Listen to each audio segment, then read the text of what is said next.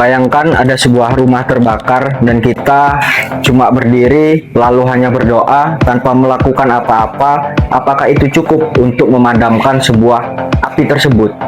Kita hidup di dunia di mana ketidakadilan itu nyata, yang lemah sering dikalahkan, yang kuat makin berkuasa, dan kemiskinan tetap ada. Tapi kita sering merasa sudah cukup hanya dengan beribadah. Buku Islam dan Teologi Pembebasan karya Asghar Ali Engineer ini mau mengubah cara kita untuk melihat itu semua, bukan dengan jawaban yang menenangkan, tapi dengan pertanyaan-pertanyaan yang membuat kita semua ini tidak nyaman. Engineer bilang tauhid, fondasi dasar Islam yang selama ini sering kita sebut Tuhan itu satu. Tapi menurut engineer, siapa yang benar-benar kita ikuti? Kadang kita lebih takut kehilangan yang uang, lebih tunduk pada kekuasaan daripada berdiri di atas sebuah kebenaran. Disitulah tauhid kehilangan maknanya.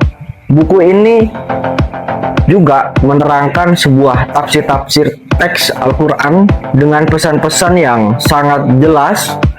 Yang pertama membela yang lemah, yang kedua mengangkat yang tertindas, dan yang ketiga mengkritik sebuah tatanan yang tidak adil.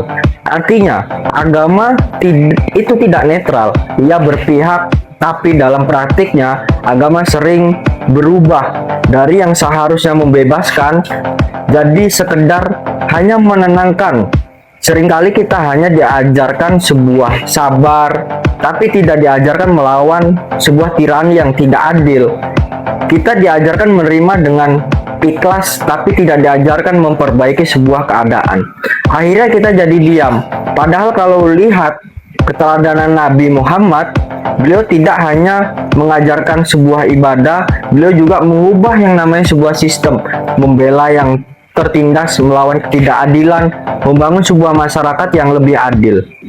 Buku ini tidak akan membuat kita lebih merasa tenang, tidur nyenyak, tapi membuat kita lebih memahami secara jujur bahwa kita mungkin tidak salah beragama, tapi belum cukup berani menjalankannya.